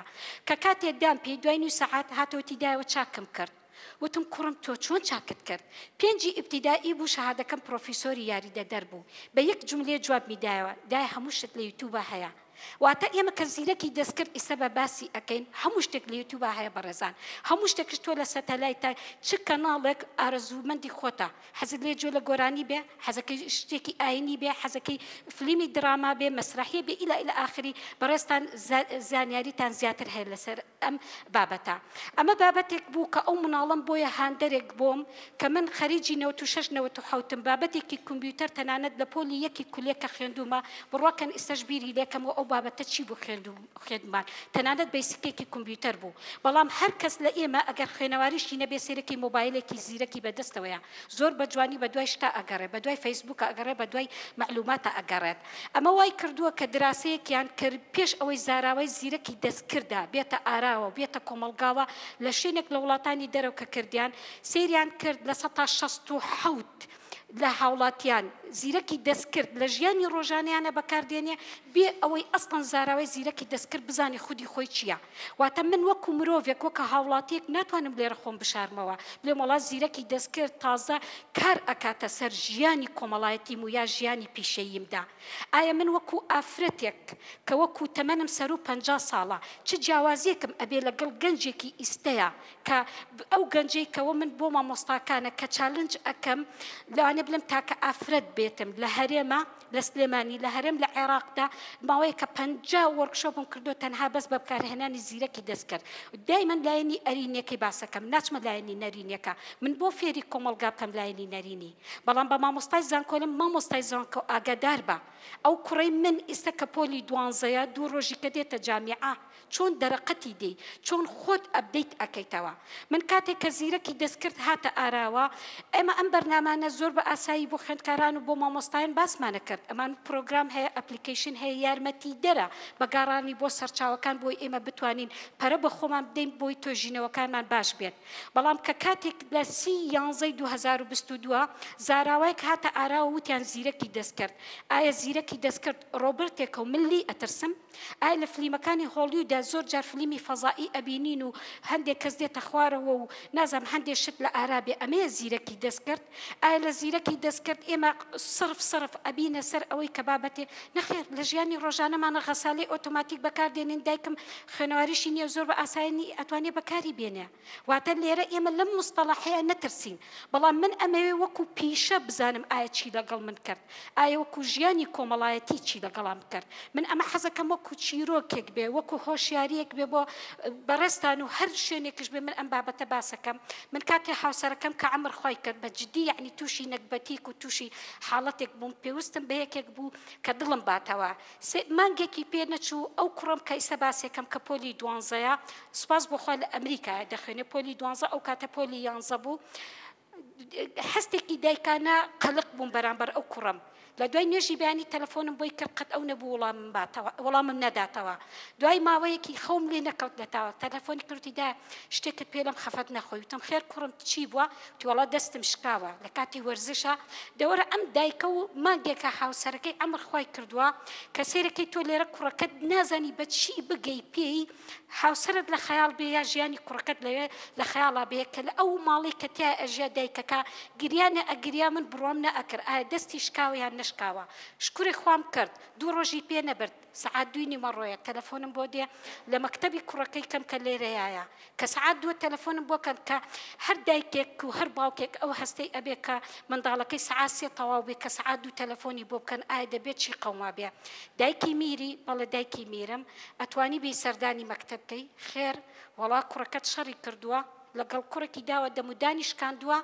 وەرە. ئایا من بڕوا بەم قسەیە ئەکەم من کوڕی من شەڕ ناکات چۆن لە مەکتەب ئایا لە کوڕەکەی منیان داوە عەزیەتیان داوە. من ئەمە هەمووز بەسەر هاتەکە کە هات کەسێرەکەی تقریبان ماگێکە من هاوسەرەکەم کە عەمر خۆی کردووە ڕام کرد چوون بۆ مەکتەب نەمزانی سیارەم چۆن لێخوڕیوە کە کوڕەکەم لە دوورەوە بینی لەشی هەمووی خوێنە و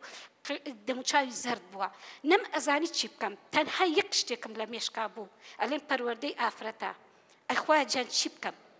پەروەردەی ئافرەت و کۆمەلگا تۆ لێرە کە وەکو مامۆستایەکی زانکۆی چۆن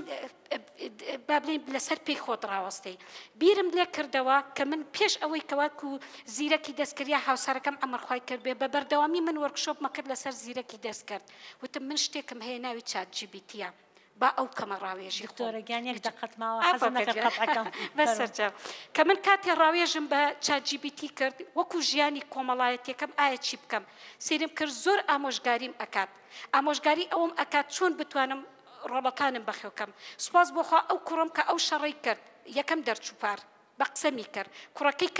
کوڕەکەشم هەر ناردەوە بۆ ئەمریکا و ئێستا لەوێ ئەخوێنێ. ئایا ئەی لەلایەنی پیشەیی کە وەکوتم چالنجێکەکەم کە من چۆن ئێستا ئەتوانم بە بەردەوامی وەرکشۆپەکانم لەسەر زیرەکی دەستکرد بکەم واتە ئێمە با ئەو مەترسیەمان تیا نەبێت من بڵێم پیشەکەم ڕاستە ئێستا زۆر پیشە هەیە لە ترسناکەیە و بۆ هەر ئەمە ئاخر با بڵێن دێڕم بێت کە مامۆستای زانکۆ حالیان توێژینەوەیەکی لەسەر کراوە لە دەرەوە ئایا مامۆستای زانکۆ ئەتر پێویستەکە یا پێویست ناکە بۆ ئەنجامەکەی چاوەڕێی 2050 زۆر جارمە سوعبەتەکەم لەگەڵ خوێندکارەکە لەگەڵ مامۆستاکانیان ئەو تەلەبەی ماستەر و دکتۆرە لە من هەتا گاتە 2050 تەقاعد بوومە لە ئێستا و مشتوری خۆتان خۆن ئەگەری هەیە پیشەی مامۆستای زانکۆش نەبێنێ. زۆر زۆر سپاس. حەزەکە دەرفەتی زیاتر بایە سەرچاو دەستان خۆش بێ و زۆر سپاس. ئەم کاتتان باش دەستان خۆش بابەتگەلێکی چاک بوون. کاکە ئەمین سەبارەت بە ئەدەبی مناڵان ڕاستەکەی لە کۆنی سلێمانیە تەبەن هی زەمەنی تەمەنی من نییە و هی باوکی پێش باوکیشم ساڵانە لە مانگی نەورۆزە نەورۆزنامە نووسراوە لە حوجرەکانەوە ئەو مامۆستایی کەوا مامۆستای حوجرە بوو بێ لەوانەی زۆر جاریش خوێنەوار بوون ها هەر بۆ نمونە یەکێکی وەکو مەلا حامدی مەلا حەمدون ئەوانە ئەو نەورۆزنامانیان بۆ مناڵ نووسیەوە بۆ مناڵ و بە زمانی مناڵەوە خۆزگە تۆ بە دوای ئەوە ئاچیت چونکە ئەوانە زۆر شتی مناڵانەی تایە من هەنێکم لە کەسوکارەوە لە کۆنا بیستووە سەبارەت بە کاکە یاسین بەڕاستی دراما ئەکرێ نەتەوەیەک دروستکە نەتەوە سازی بکە ئەکرێ ئاکارسازی بکە ئەکرێ کەلتورسازی بکە ئەکرێ وێرانیشیکە وەڵاهی ئێستا ئەوانەی ئێمە کە ئەو درامانەی هەنێک لە وڵاتانی هەرێمی ئەسەپێن ڕێبەستەریانە من بیستومە بەداخەوە هیوادارم وانە بێ ئەڵێ ئەسەپێن ڕێبەستەریانە بۆ ئەوەیە نەتەوەیەک کاولکە کاولی کا بەواتای وشە ئەم قسەی کە یکەم هاوڕێی دادوەرم هەیە باس لەواکەن ئەڵێ ئافرەتی گەنج هەیە تووشی لادان بۆ زۆر بە خراپی ئەڵێ بە ئاشکرا بە ڕاشکایی و توێتی وەڵی من وام زانیوە سەیری درامای وڵاتانم کردووە بە تایبەتی تورکی وام زانیوە ژیان ئەوەیە لێەوە ماڵی کاول بووە ئەنجا لە درامایە ئەکرێ زمانی نەتەوەیە کاولکە وەکو کردویانە لەو دۆبلاجانە کە کردویانە ئەکرێ حتا دراما هەیە سوکایەتی بە کوردەکە کاکە هەر سوکایەتی بە نەتەوەکە دەکا بەواتای وشە کەچی لە ئارایە ئەنجا ڕەنگە بڵێن ئەی باشە تۆ چی کردووەکو و کەسێکی ئەکادیمی بۆ بەدبەختی کورد من لەگەڵ کاکە حەمەی حەمەسعیا کە بوو بە وەزیر خۆشەویستێک نازانم خۆی بووە ئەو بوو تەلەفۆنی بۆ کردم حەزەکە لەگەڵ چەند کەسێکە دانیشە تاز بووە بە وەزیر و بزانێت چی بڵێن یەکەم خواستی من ئەوە بوو وتم کاکە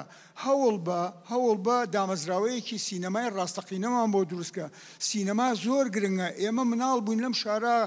سینەما لە ئارا بوو ڕۆڵیشی هەبوو نەمان هێشت کاول بوو ئەجا ئەوەش کە هەیە بەرەڵاکراوە ئەو هەوڵە شخصیانی کە هەیە بەرەڵاکراوە چونکە سینەمات ئەبێ پەیامی هەبێ درامات ئەوێ دراما ئەبێ پەیامی هەبێ ئەوانی ئێمە زۆری بێپەیامە کاکە چێتە بازارەوە وەڵی زمان کاول کراوە هەر بۆ خۆشی بۆتان بژێڕنەوە مامۆستای گەورەم بەهشتی دکتۆر عەزەدین جارێک چووم من زوو سرم لیالوانەیە کاکە یاسین خۆی بزانێ وتی وەرە مژدەیەکە بەمێ وتم چییە وتی ئەوە تەلەڤیزیۆنی شیوعەکان داخرا ئێوتم کاکە تۆ شیوعید من کابرایەکی نەتەوەیم بۆ پێو خۆشە وتی آخر زمانەکەمیان کاولە کرد ئێستا من لە ئێوە پرسم چەند تەلەڤیزیۆن هەیە زمانی کوردی کاولەکە و چەندیان هەیە بە دراماکانیان کەلتوری کوردی کاولەکەن من لە هونەری کوردیە بۆ خاتری خوا شەجەریان ئیسیفادەی لە هونەری کوردی کردو زۆریشی لێ دزیوین ئەوانەی تورک زۆربەیان هەمووی مۆسیقا و هینی کوردیە دزیویانە ئێوارەتان باش هیوادارم هەردەم بێت پرسیارێک بۆ کاکەمین پێش ئەوەی زێوەرە بێت مەلاخدری ڕەوایی و مەلا شەفیعی شەیمانە بووە کە ئامۆژگاری شیعریان بە ئامۆژگاری داناوە ئەم پرسیارەکە هیوادارم توێژینەوەی لەسەر بکرێت دوو بۆ کاکە یاسین فەرهەنگ و ئەدەبیاتی کەلچەری کوردی بە تایبەتی نەتەوەی کوردمان تەلەڤیزیۆنی عێراقیە لە تەلەڤیزیۆنی کەرکووکەوە دزیوێتی و بردووەتی لەسەر بانەکانی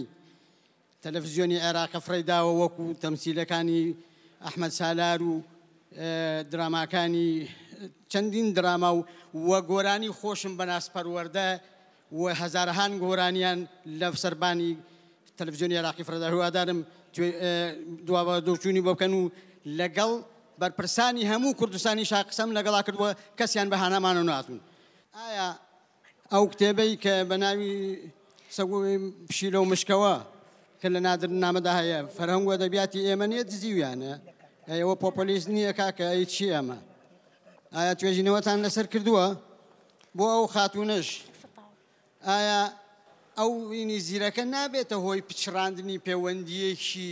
کۆمەڵایەتی لە ناوگەلی لە ناونەتەوەی کووردا و هەر بژین سەرکەوتوو بوون و شاد و بەختەوەر بن. دوو پرسیاریان پەیوەندی بە منەوە هەیە، یەکیان کاگێ دکتۆر هۆگر.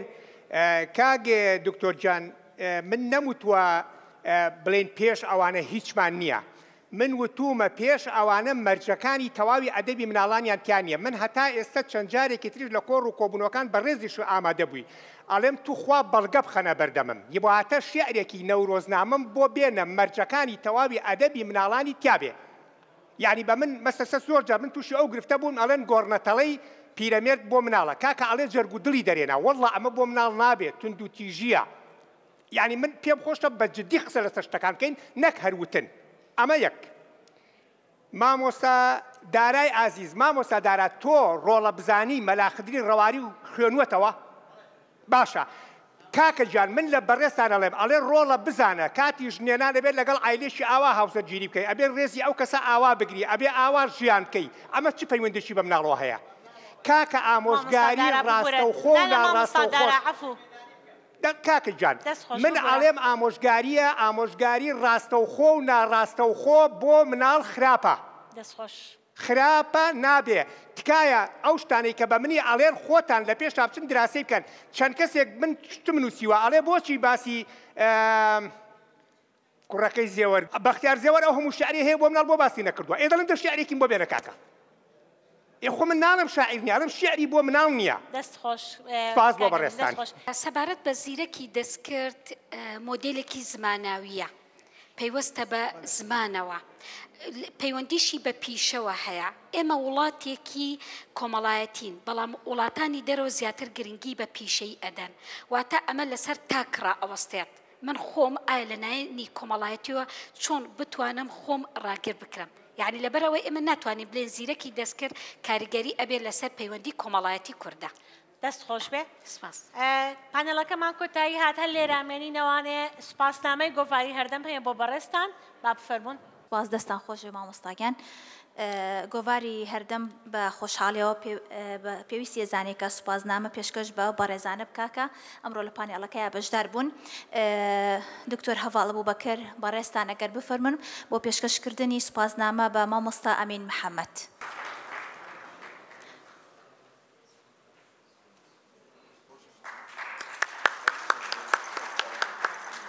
زۆر سپاس دکتۆر هەڤاڵ. زۆر بەڕێز دکتۆرە ئەشواق جاف با بەڕێزیان بفەرمون بۆ پێشکەشکردنی سوپاسنامە بە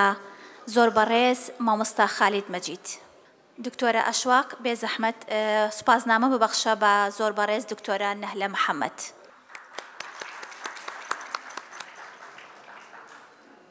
سوپاسنامە بەخشرێ بە خاتوو ئاشنا بەڕێوبەری پانێڵەکە. سوپاس دکتۆر سالار ماندوومان کردی. سوپاس بۆ ئامادەبوونتان، بەخێر بێن سەر و سەرچاو.